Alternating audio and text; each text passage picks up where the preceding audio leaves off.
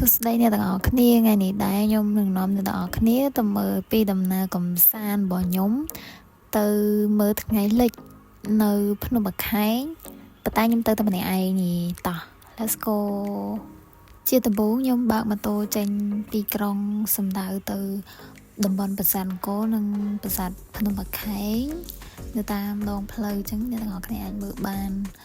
បន្ទាប់មកចូលដល់កន្លែង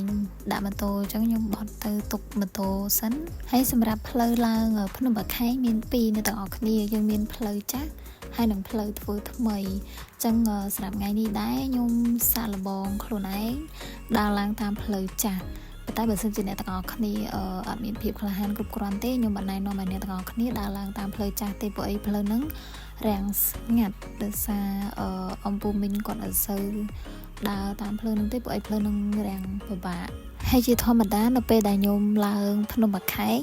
ពីមុនខ្ញុំឡើងតាមផ្លូវថ្មីប៉ុន្តែថ្ងៃនេះខ្ញុំសាកល្បងខ្លួនឯងដើរឡើងតាមផ្លូវចាស់ម្ដងតែមានអីអ្នកទាំងអស់គ្នាផ្លូវហ្នឹងមិនអត់មានមនុស្សដើរសោះប៉ុន្តែ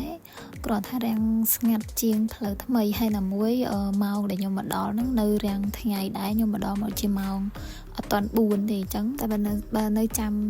តិចទៀតអីប្រហែលជាមានមនុស្សគាត់មកច្រើនព្រោះអីភ្ញៀវបរទេសភាគច្រើន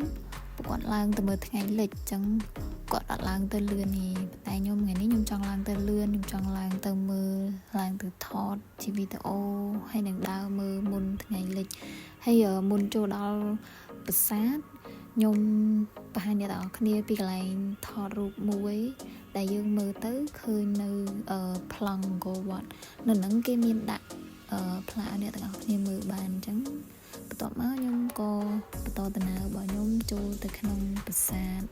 គឺស្ងាត់មែនទែនអ្នកទាំងអស់គ្នាតែដូចខ្ញុំនិយាយចឹងដោយសារអីអត់ទាន់ដល់ម៉ោង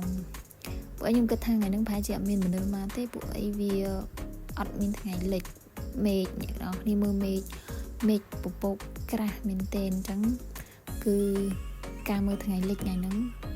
តែ50ពេលអ្នកទាំងអស់គ្នាអញ្ចឹងបន្ទាប់ពីខ្ញុំឡើងមកដល់កំពូលនៅខាងលើក៏យើងដើរមើលទេសភាពជុំវិញ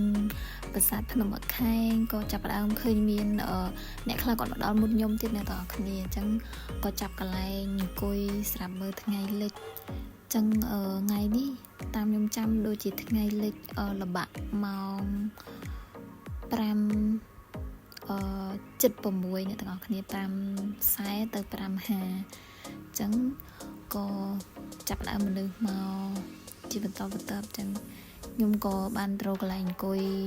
តែមុននឹងអង្គុយហ្នឹងយើងឆ្លៀតថតទេសភាពឆ្លៀតថតមើលជុំវិញប្រាសាទហ្នឹងសិនបន្ទាប់ពីអង្គុយសម្រាប់មួយផ្លេតខ្ញុំឡៃឈ្ងោកចុចទូរស័ព្ទអ្នកទាំងអស់គ្នាពេលដែលខ្ញុំងើបមកម្ដងទៀតណាគឺមនុស្សមកច្រើនមែនទែនមនុស្សចាប់ផ្ដើមមកអ្នកនរគ្នាខ្ញុំគិតថាថ្ងៃនេះអត់មានថ្ងៃលិចមើលប៉ុន្តែជាក់ស្ដែងគឺមានពួកអីថ្ងៃហ្នឹងមានបើកថ្ងៃប្រហែលជា10-15នាទីអីចឹងចាប់ផ្ដើមសន្ទុំវិញប៉ុន្តែមេឃ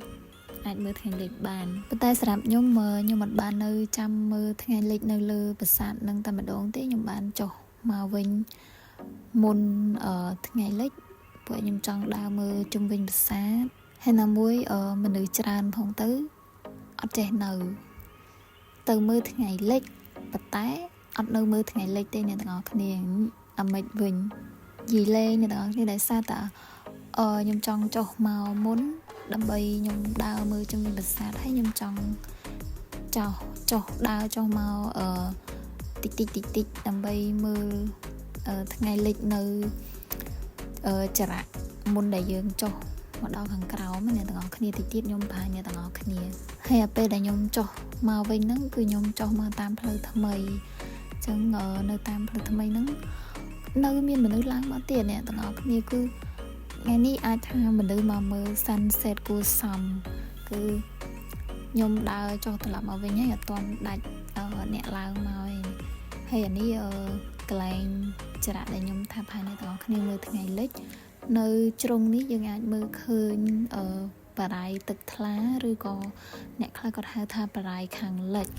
ចឹងពេលមកដល់លើកន្លែងនេះខ្ញុំអត់ទាន់បន្តចុះទៅទៀតទេខ្ញុំនឹងអង្គុយមើលទេសភាពជាមួយនឹងជនបរទេសផ្សេងទៀតហើយនឹងមានជនជាតិខ្មែរយើងដែរអញ្ចឹងបន្តមកទៀតក៏ខ្ញុំបន្តចុះមកវិញអ្នកទាំងអស់គ្នាថ្ងៃលិចហើយក៏នៅតែមានអ្នកដើរឡើងទៅទៀតដែរពេលដែលចុះមកដល់ខាងក្រៅមានអ៊ំគាត់វាយភ្លេងនឹងហើយអាពេលនឹងដែរដូចជាបងប្រុសនឹងគាត់កំងបត់អីនេះខ្ញុំមិនចាំទេដូចជាបាយខុនចង់ដៃចំដៅអ្នកទាំងអស់គ្នាស្ដាប់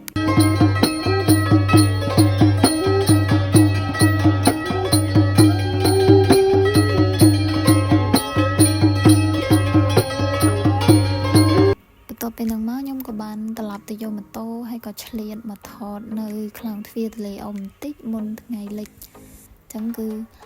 ស្អាតអ្នកទាំងអស់គ្នាថ្ងៃនេះដែរ solo trip របស់ខ្ញុំជោគជ័យ